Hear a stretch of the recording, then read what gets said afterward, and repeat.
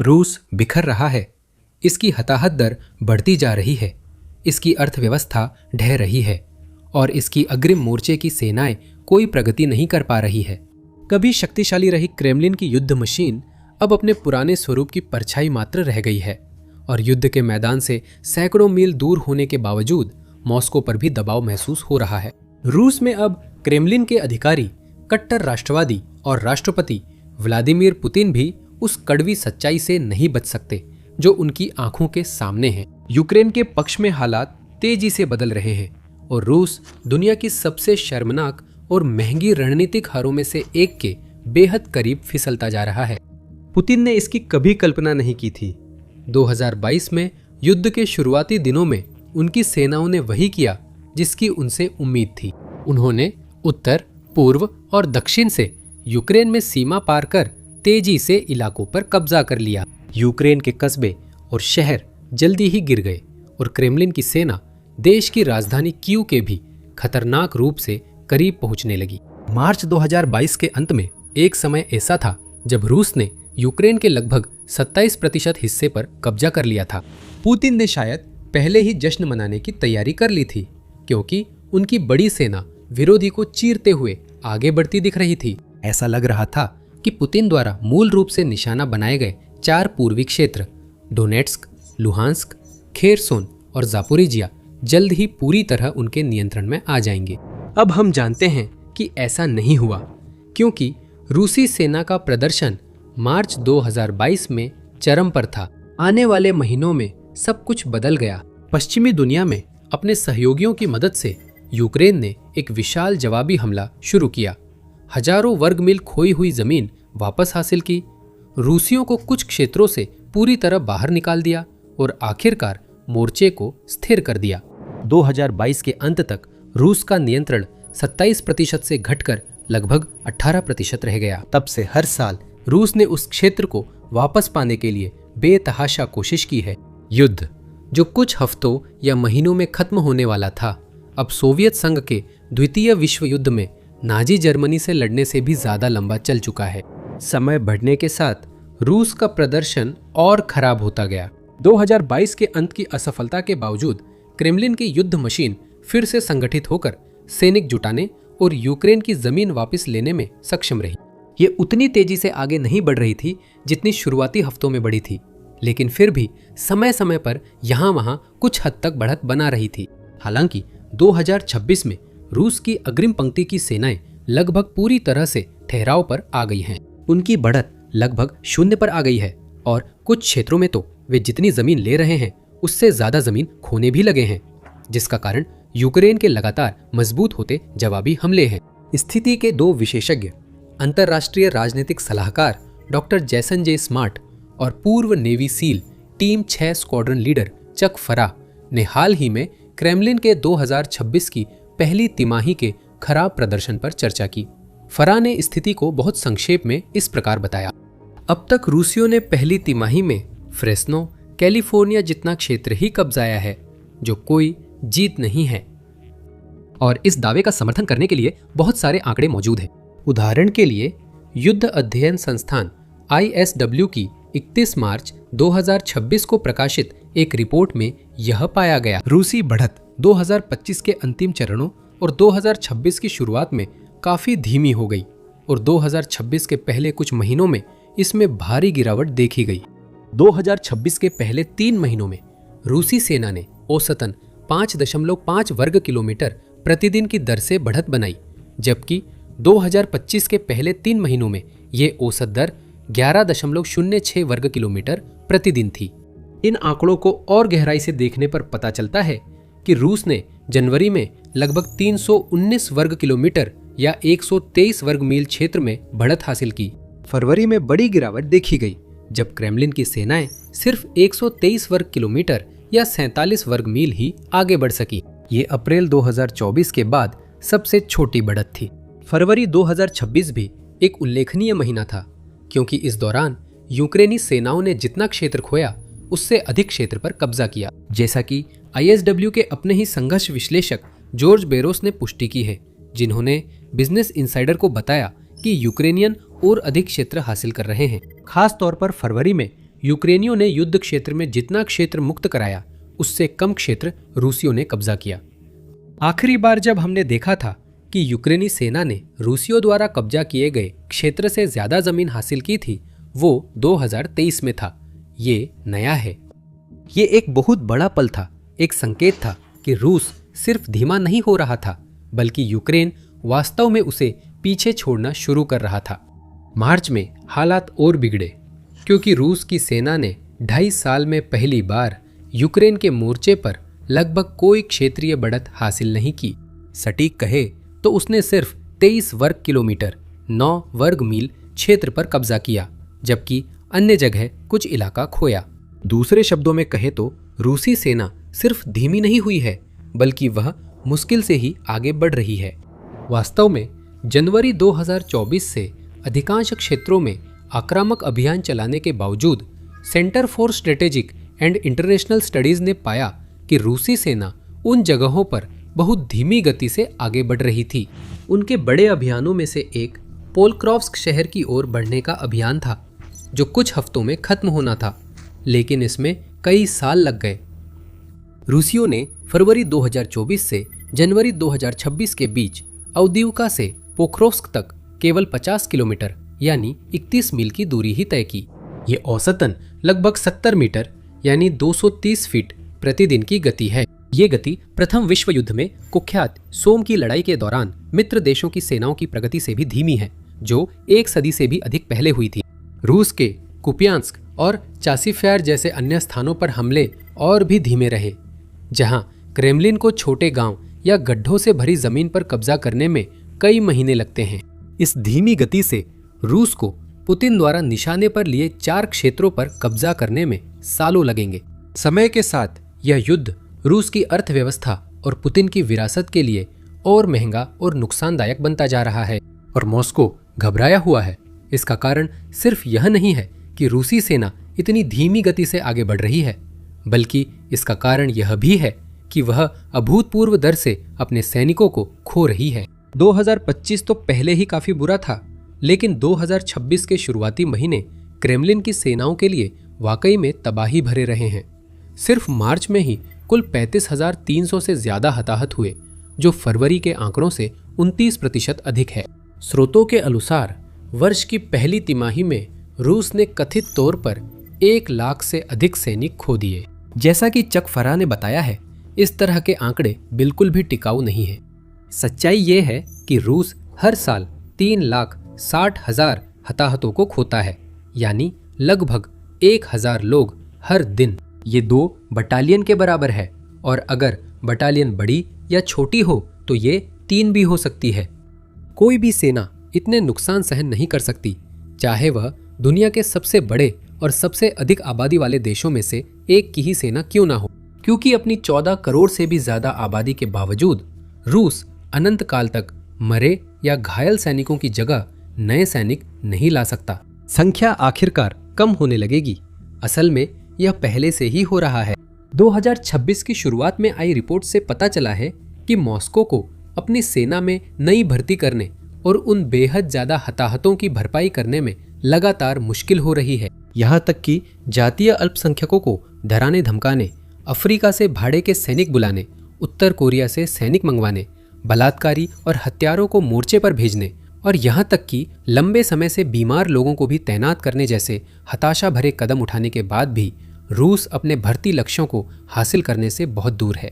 अब तो रूस को देश भर की यूनिवर्सिटीज और बिजनेस जैसी जगहों पर भी दबाव बनाना पड़ रहा है, लगभग उनसे गुहार लगाते हुए कि वे छात्रों या कर्मचारियों को अपना भविष्य छोड़कर सेना में भर्ती होने के लिए प्रोत्साहित करें। फिर भी ऐसी भर्ती अभियानों की प्रभावशीलता सीमित है, और यूक्रेन जल्द हर महीने रूस को 50,000 तक हताहत करना चाहता है, जिससे क्रेमलिन के लिए अपनी सैन्य संख्या पूरी रखना असंभव होगा। जैसा कि फराह कहते हैं, ऐसे आंकड़े उनके नुकसानों की भरपाई नहीं कर पाएंगे, और निश्चित रूप से उन्हें बड़े सैन्य अभियान या ऑपरेशनों जैसे अगला तथाकथित ग्रीष्मकालीन आक्रमण से पहले अपनी सेना को और बड़ा बनाने की अनुमति नहीं देंगे। स्मार्ट भी सहमत हैं और बताते हैं कि हताहत दर और फ्रंट लाइन की धीमी प्रगति को मिलाकर रूस डोनेट्स्क क्षेत्र में हर वर्ग किलोमीटर पर करीब 316 सैनिक खो रहा है, जो चौंकाने वाला है। युद्ध में रूस ने कम लाभ के लिए अपने कई सैनिक गंवाए हैं। 2026 में इसकी संख्या रिकॉर्ड स्तर पर पहुंच गई, जबकि रूस को दसियों हजार सैनिकों का नुकसान हुआ, लेकिन कोई बड़ा लाभ नहीं मिला। पर इससे पहले कि हम जाने क्यों, द मिलिट्री शो आपको पूरी तस्वीर दिखाता है। सिर्फ सुर्खियां नहीं, आगे बने रहने के लिए सब्सक्राइब करें। अब रूस की 2026 की परेशानियों के पीछे सिर्फ एक कारण नहीं है, बल्कि आपस में जुड़े हुए कई तत्वों का एक पूरा जाल है, जिसने धीरे धीरे लेकिन निश्चित रूप से क्रेमलिन की सेनाओं को नई भयावह गहराइयों तक खींच लिया है। फरा उदाहरण के तौर पर बताती हैं कि अब तक युद्ध के दौरान मॉस्को की सेना ने कितना ज्यादा बख्तरबंद वाहन खो दिया है। रूस ने 11,000 से ज्यादा टैंक गंवाए हैं, जो यूरोपीय नाटो साझेदारों के कुल टैंकों से 5 गुना अधिक है। वे कहते हैं कि रूस के सोवियत बख्तरबंद भंडार तेजी से कम हो रहे हैं, लेकिन पूरी तरह खत्म नहीं हुए हैं, क्योंकि सैकड़ों T-72 और T-80 वेरिएंट अब भी इस्तेमाल और मरम्मत हो रहे हैं। और जब उसके पास पर्याप्त संख्या में नए या अधिक सक्षम मॉडल उपलब्ध नहीं हैं, तो क्रेमलिन की युद्ध मशीन को पुराने प्लेटफॉर्मों जैसे T-62 पर निर्भर होना पड़ रहा है, जो वास्तव में 1960 के दशक की शुरुआत का एक प्राचीन अवशेष है। फरा के अनुसार ये वही टैंक है जिसकी जानकारी शीत युद्ध के नेताओं जैसे राष्ट्रपति जॉन एफ कैनेडी को दी गई थी। उस समय एल्विस प्रेस्ली जैसे आइकन भी यूरोप में पूर्व पश्चिम तनाव के बीच सेवा कर रहे थे। हालांकि उस समय उनकी चिंता किसी खास हथियार प्रणाली से ज्यादा अपनी प्रसिद्धि खोने को लेकर थी। यह इसकी पुरानियत और अप्रचलन दिखाता है। ये एक कड़ी आलोचना है उस देश की जिसे दुनिया की प्रमुख सैन्य महाशक्तियों में से एक माना जाता है, अगर उसका सबसे अच्छा टैंक वही है जिसे युद्ध के मैदान में नहीं बल्कि संग्रहालय में होना चाहिए। और जब बड़ी संख्या में टैंक या अन्य बख्तरबंद वाहन उपलब्ध नहीं है, तो इसमें कोई हैरानी नहीं कि रूस की अग्रिम पंक्तियां बिखर रही हैं। आप केवल छोटे छोटे सैनिक दलों के साथ विशाल क्षेत्रों पर कब्जा नहीं कर सकते या शहरों को जीत नहीं सकते। आपको बख्तरबंद वाहनों की जरूरत होती है। हमें ऐसे ताकतवर वाहन चाहिए जो किलेबंदी तोड़े, रक्षा पंक्तियों में छेद करे, ठिकानों में घुसे और सैनिकों को आगे बढ़ने का रास्ता दे। रूस के पास ये नहीं है। इसके पास आत्मघाती दस्तों से ज्यादा कुछ नहीं है। एक बार में सिर्फ 15 से 20 सैनिकों के छोटे छोटे समूह हैं। उन्हें मौत की चक्की में झोंक दिया जाता है। सीधे उन इलाकों में जाने का आदेश दिया जाता है जहां लड़ाई चल रही है, जहां यूक्रेनी ड्रोन ऑपरेटर, तोपखाना इकाइयां, स्नाइपर और अन्य विशेषज्ञ उन्हें ऐसे चुन चुनकर मार सकते हैं मानो वे बेहद आसान निशाने हों। एक और समस्या है कि 2026 में रूस की हमला इकाइयां युद्ध की शुरुआत जैसी नहीं रही। तब क्रेमलिन की सेना मुख्य रूप से ऐसे असली सैनिकों से बनी थी जिन्होंने अपनी जिंदगी सेना को समर्पित की थी। ऐसे लोग जिनके पास युद्ध का वर्षों का अनुभव था, जो अपने पास उपलब्ध हथियारों और वाहनों को चलाना जानते थे, जो दबाव में भी अपेक्षाकृत शांत रह सकते थे और युद्ध की परिस्थितियों में आत्मविश्वास से भरे रहते थे, क्योंकि वे पहले भी ऐसी परिस्थितियों का सामना कर चुके थे। ये लोग सच में अपने वतन के लिए लड़ना चाहते थे और उस पर विश्वास रखते थे। आजकल कहानी बिल्कुल अलग है, क्योंकि जैसे जैसे साल बीतते गए, उन असली अनुभवी सैनिकों में से बहुत से या तो यूक्रेन में घायल हो गए या मारे गए, और जो लोग उनकी जगह आए हैं वे उसी स्तर के नहीं हैं। जैसा पहले बताया गया था, आज रूस की सेना में अधिकतर कैदी हैं। ऐसे लोग जो बीमार या कमजोर हैं, ऐसे लोग जिन्हें दबाव या ब्लैकमेल करके भर्ती कराया गया है, या ऐसे लोग जो सिर्फ पैसों के लिए वहां हैं। उन्हें बड़ी तनख्वाहों का लालच देकर अपने घर का सहारा बनने के लिए लुभाया गया है। ये पेशेवर सैनिक नहीं है और ना ही वो लोग जो सच में मातृभूमि रूस के लिए जान देने को तैयार हैं। ये वे लोग हैं जो आखिरकार बिल्कुल भी मोर्चे पर नहीं रहना चाहते। ऐसे लोग जो कहीं और होना चाहेंगे, मौका मिलते ही आत्मसमर्पण या भागने की कोशिश करते हैं ताकि क्रेमलिन के आत्मघाती हमलों से बच सके। जैसा कि फरा जोड़ते हैं, इन सैनिकों को भी मोर्चे पर जो उनका इंतजार कर रहा है, उसके लिए ठीक से प्रशिक्षण या तैयारी नहीं दी जा रही है। वे कहते हैं कि रूस एक बेहद खतरनाक और अपूरणीय सैन्य स्थिति में प्रवेश कर चुका है, जहां उनके पास अपने सैनिकों को प्रशिक्षण देने का समय नहीं है। इसलिए जो आम नागरिक यूक्रेनी युद्ध क्षेत्र में पहुंचते हैं, उनमें जमीन पर लड़ाई में जीवित रहने के लिए जरूरी बुनियादी कौशलों की कमी होती है। पूर्व सील टीम 6 स्क्वाड्रन लीडर एक वीडियो का हवाला देते हैं जिसमें लगभग 20 रूसी सैनिक जंगल में एक झुंड में खड़े थे। तभी एक यूक्रेनी थर्मल ड्रोन ने उन्हें ढूंढकर निशाना बनाया। वे कहते हैं कि नए रंग रूट जब मोर्चे पर पहुंचते हैं तो उन्हें पता नहीं होता क्या करना है या कहां जाना है। कई बार वे भटक जाते हैं और खो जाते हैं। नतीजतन मनोबल तेजी से गिर रहा है, जबकि किसी भी लंबे संघर्ष में मनोबल सफलता का अहम लेकिन अदृश्य मापदंड है। अगर आपके सैनिक आत्मविश्वासी, प्रेरित और नेतृत्व करने वालों से प्रेरित है तो वे हर अभियान में अपनी पूरी ताकत लगा देंगे, जिससे मैदान में बड़ी बढ़त हो सकते हैं, भले ही हालात विपरीत हों। दूसरी ओर जब आपके पास ऐसे लोगों की सेना होती है जो निराश, डरे हुए हैं और सामूहिक प्रयास के बजाय केवल अपनी खुद की जिंदगी बचाने के बारे में सोच रहे हैं, तो वे बाहर जाकर अपनी पूरी ताकत नहीं लगाएंगे या अपने देश के लिए मरने को तैयार नहीं होंगे। वे बाहर निकलने का रास्ता ढूंढेंगे और अपने हित में काम करेंगे, सेना के नहीं। जेसन स्मार्ट के अनुसार अब अधिक सैनिक भाग रहे हैं क्योंकि रूसी सैनिक फ्रंट लाइन के उन जानलेवा इलाकों में ज्यादा देर नहीं रुकना चाहते। मास्को के उच्च अधिकारियों के लिए यह बुरी खबर है, जो अब ऐसी चुनौतियों का सामना कर रहे हैं जिनका उनके पास जवाब नहीं है। समस्याएं सिर्फ फ्रंट लाइन नहीं, पूरे रूस में है, जहां युद्ध के प्रभाव पहले से ज्यादा महसूस हो रहे हैं। स्मार्ट के अनुसार अब 35 रूसी क्षेत्र गुजारा करने के लिए जूझ रहे हैं क्योंकि उन्हें एक मुश्त भर्ती प्रोत्साहन और भर्ती बोनस पर काफी पैसा खर्च करना पड़ रहा है। देश भर में अधिकारी अब अपना समय, धन और संसाधन ऐसे नागरिकों को मनाने में खर्च कर रहे हैं जो उस युद्ध में नहीं शामिल होना चाहते। वे शिक्षा, स्वास्थ्य और अपनी सड़कों, कस्बों व शहरों के रखरखाव जैसी जरूरी सेवाओं में निवेश की बजाय ऐसा कर रहे हैं। इसका नतीजा यह है कि रूस में जीवन दिन ब दिन बदतर होता जा रहा है। लोग न केवल अपने प्रियजनों को यूक्रेन में मरने के लिए भेजे जाते हुए देख रहे हैं, अब बढ़ती संख्या में रूसी परिवारों के कम से कम एक सदस्य की या तो युद्ध में मौत हो चुकी है या वह घायल हो चुका है। उन्हें रोजमर्रा की चीजों पर ज्यादा खर्च करना पड़ रहा है और सार्वजनिक सेवाओं के बिगड़ते हालात भी झेलने पड़ रहे हैं। इसके जवाब में ISW नोट करता है कि रूस के सरकारी सर्वेक्षणों ने धीरे धीरे लेकिन निश्चित रूप से रूसी राष्ट्रपति व्लादिमीर पुतिन के प्रति समाज में बढ़ती असंतुष्टि को दिखाया है। ये सर्वेक्षण, जो कि क्रेमलिन के स्वामित्व वाली मीडिया एजेंसियों द्वारा किए और प्रकाशित किए गए थे, दिखाते हैं कि पुतिन की लोकप्रियता 2 मार्च से 12 अप्रैल तक लगातार 6 हफ्तों में घट गई, जो 72.9% से गिरकर 66.7% रह गई।